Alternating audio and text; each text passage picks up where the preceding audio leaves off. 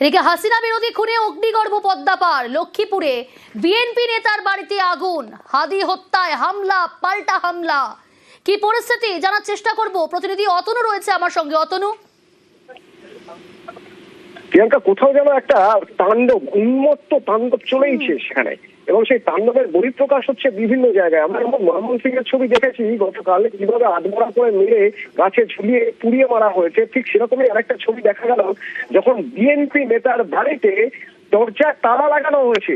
চট্টগ্রামের লক্ষ্মীপুর জেলায় খালেদা জিয়ার দল যে বিএনপি, তার নেতা বেলাল হোসেন, তার বাড়িতে বাইরে থেকে তালা লাগিয়ে দেওয়া হয়েছে। বাড়ির সবাই তখন ঘুমাচ্ছিলেন, রাত 2টো নাগাদ দরজায় তালা লাগিয়ে বাইরে থেকে পেট্রোল ঢেলে আগুন ধরিয়ে দেওয়া হয় বাড়িতে।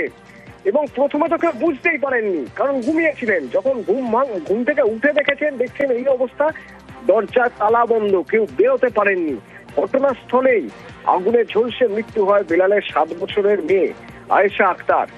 জখম হয়েছেন বেলাল, নিজে জখম হয়েছেন, তার আর 2 মেয়ে বিথি আক্তার, স্মৃতি আক্তার, তারাও জখম, এবং তাদের এবার চিকিৎসা করা হচ্ছে হাসপাতালে। আর বাড়িটা পুরোপুরি পুড়ে ছাই হয়ে গিয়েছে। মানুষ কতটা উন্মত্ত না হয়ে উঠলে, মানুষের মধ্যে কোথাও একটা কতটা ক্ষোভ না থাকলে, একটা বাড়িতে পরিবার শুদ্ধ কেউ রয়েছেন, ঘুমোচ্ছেন এই শীতের রাতে, বাইরে থেকে রাত দুপুরে তার বাড়ির দরজায় তালা লাগিয়ে পেট্রোল ঢেলে আগুন জ্বালিয়ে দেওয়া যায়? এই হচ্ছে বাংলাদেশের এখন পরিস্থিতি। গতকাল আমরা সারাদিন ময়মনসিংহের ছবি দেখাচ্ছিলাম, আর এবার আমাদের দেখায় হচ্ছে চট্টগ্রামের লক্ষ্মীপুর জেলায়। গতকাল আমরা দেখিয়েছিলাম সংখ্যালঘুকে মারা হচ্ছে, এখানে কিন্তু সংখ্যালঘু নয়, সংখ্যাগুরু, শুধুমাত্র মতের বিরোধ, বিএনপি নেতা, সেজন্যই তাকে মারা হলো। একেবারেই অতনু, অর্থাৎ উন্মত্ত জনতাদের তাণ্ডব, যে কারণে জনপ্রিয় সংবাদপত্র প্রথম আলো এবং ডেইলি স্টারের দফতরে আগুন। নৈরাজ্যের বাংলাদেশে ফের হিন্দু খুন।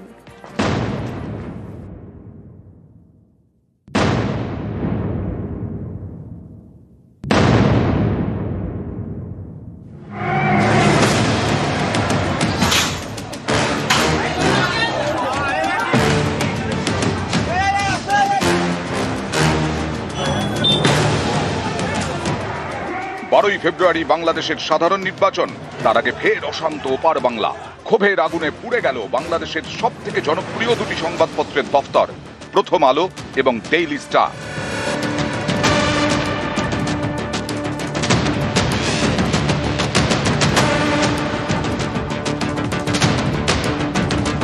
প্রাণ বাঁচাতে করুণ আরতি অফিসে আটকে পড়া সাংবাদিকদের। বিক্ষোভকারীদের নিশানায় ভারতের সহকারী হাইকমিশনগুলিও।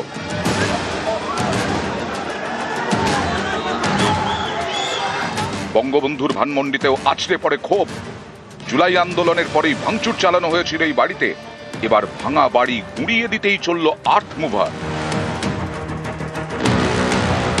উন্মত্ত জনতার হাত থেকে রেহাই পায়নি ছায়ানট, বাংলা সংস্কৃতির চর্চার কেন্দ্র।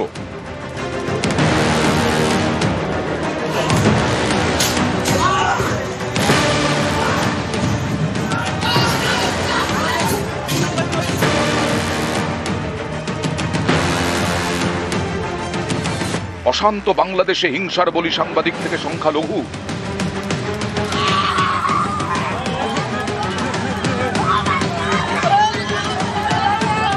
এই অশান্তির কারণ ছাত্রনেতার খুন ওসমান হাদি, বাংলাদেশের অত্যন্ত জনপ্রিয় ছাত্রনেতা, জুলাই আন্দোলনের অন্যতম মুখ, ইনকিলাব মঞ্চের আহ্বায়ক। গত সপ্তাহে ঢাকায় তাকে গুলি করে দুষ্কৃতীরা। বৃহস্পতিবার সিঙ্গাপুরের হাসপাতালে মৃত্যু হয় ওসমান হাদির। সেই খবর বাংলাদেশে পৌঁছতেই আগুন জ্বলে ওঠে। শাহবাগ স্কোয়ার অবরুদ্ধ করে দেন বিক্ষোভকারীরা। ভাঙচুর করে আগুন ধরিয়ে দেওয়া হয় প্রথম আলো এবং ডেইলি স্টারের দফতরে। পুলিশ থেকে সেনাবাহিনী সবাই দর্শকের ভূমিকায়।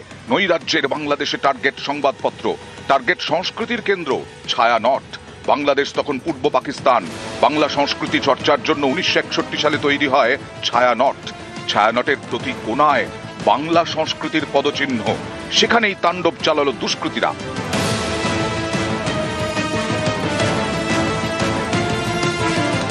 অশান্ত বাংলাদেশে বারবারই টার্গেট হতে দেখা গেছে সংখ্যালঘু হিন্দুদের।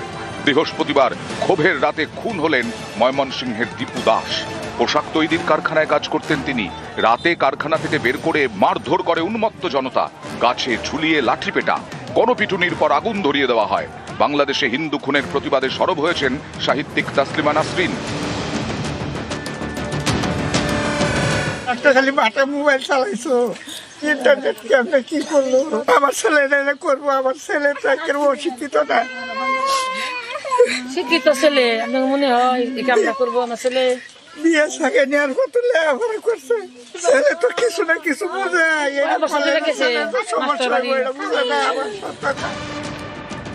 ইমদাদুল হক মিলন নামে এক সাংবাদিকেরও প্রাণ যায় এই হিংসায়। গত বছর জুলাই কোটা বিরোধী আন্দোলনে উত্তাল হয়ে ওঠে বাংলাদেশ। প্রধানমন্ত্রীত্বে ইস্তফা দিয়ে দেশ ছাড়তে হয় শেখ হাসিনাকে। অস্থায়ীভাবে বাংলাদেশের শাসনভার ওঠে মোহাম্মদ ইউনূসের হাতে। তারপর থেকে নৈরাজ্য পার বাংলায়। দীর্ঘ টালবাহানার পর শেষ পর্যন্ত নির্বাচনের দিনক্ষণ ঘোষণা হয়, কিন্তু ভোট হওয়ার আগেই ফের অশান্তি। নিউজ 18 বাংলা। বাংলাদেশে পিটিয়ে পুড়ে খুনে ধৃত 7। ময়মনসিংহে যুবককে পিটিয়ে পুড়িয়ে খুন। ডুমুরদিয়া উপজেলায় খুন হন দীপু চন্দ্র দাস। আর এই খুনের ঘটনায় গ্রেফতার করল পুলিশ। র্যাব গ্রেফতার করেছে